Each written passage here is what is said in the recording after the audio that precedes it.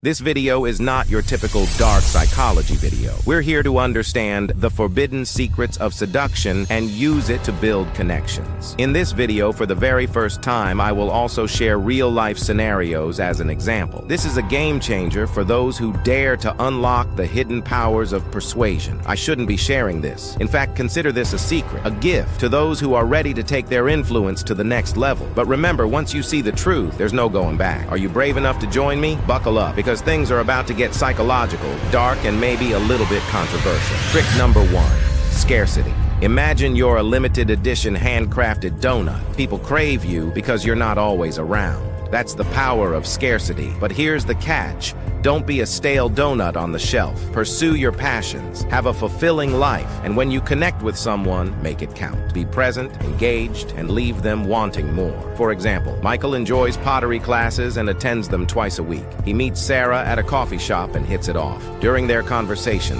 Michael mentions his passion for pottery and how he only attends classes when his schedule allows. This subtly shows Sarah that he has a life outside of her, making his time more valuable and intriguing. Trick number 2, foot in the door. Remember that friend who convinced you to try kale chips one bite at a time? That's the foot in the door technique in action. Start small, like grabbing coffee, and naturally build towards bigger things. This taps into our desire for consistency, making saying yes easier down the line. But hey, don't be a pushy salesperson. Make the journey fun, respectful, and focused on building a connection. Think of it like planting a friendship seed and watch it blossom organically. For example, David wants to ask Ashley out for dinner, but is nervous. He starts by casually asking if she'd like to join him for coffee sometime. After enjoying their coffee date, he suggests trying a new restaurant they both mentioned liking. This builds comfort and familiarity, making the dinner invitation feel more natural. Trick number 3, the mystery whisperer. Think of yourself as an intriguing book, hopefully more interesting than Twilight. Don't reveal all your chapters at once. Share interesting tidbits, show hidden talents, but leave them wanting more. This fuels curiosity and keeps the spark alive. Remember, the thrill of the chase is real, but don't be cryptic or confusing. Be genuine and let them discover the amazing person you are at your own pace. It's like unwrapping a delicious present, layer by delicious layer. For example, Alex and Emily are on a first date. Alex shares his love for hiking and describes a recent solo adventure he took. He avoids revealing everything about the trip, mentioning exciting details like hidden waterfalls and unexpected encounters, but leaving some things to Emily's imagination. Trick number 4, push and pull. Sometimes you gotta shower your crush with attention.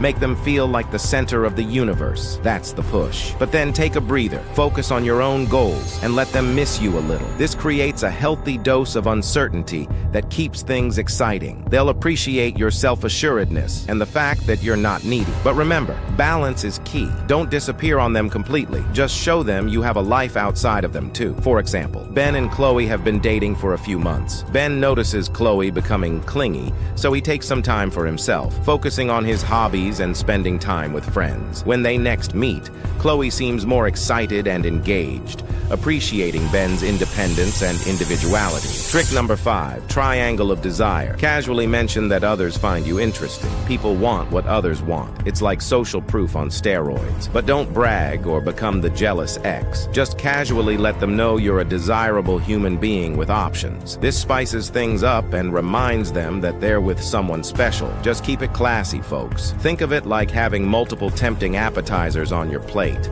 but still savoring the main course with the person you're with. For example, during a conversation with friends, Liam mentions that he recently received compliments from colleagues on his work performance. He doesn't brag, but subtly acknowledges the recognition in a positive and humble way. This sparks curiosity in Maya, who later asks him more about his career goals. Trick number 6, make them feel like the only one. Give your crush your undivided attention when you're together. Listen intently, remember details, and make them feel truly seen and heard. But here's the twist. Don't ditch your friends or hobbies. A healthy balance is key. Show them you can prioritize them while still having a fulfilling life outside the relationship. This builds trust and strengthens your connection. For example, while having dinner with Sarah, John actively listens to her stories, asks thoughtful questions, and remembers details she mentioned earlier. He still checks his phone phone occasionally, but only for important messages, and apologizes if it ever takes his attention away from them. Trick number 7. Mirroring and matching. Subtly, mirroring their body language, speech patterns, or even jokes can create a sense of connection and rapport. But don't become a creepy copycat. Do it naturally and focus on genuine connection, not mimicry. For example, Jessica is having a conversation with Daniel at a party. She notices him using hand gestures while talking, so she naturally incorporates similar gestures into her own body language. She also mirrors his speech tempo and volume, creating a sense of rapport and connection. Speaking of mind-blowing tactics, have you seen my video, 12 Dark Psychology Tricks to Win Any Argument? Let's just say it dives deeper into the rabbit hole of persuasion, with a healthy dose of ethical guidance, of course. Bye.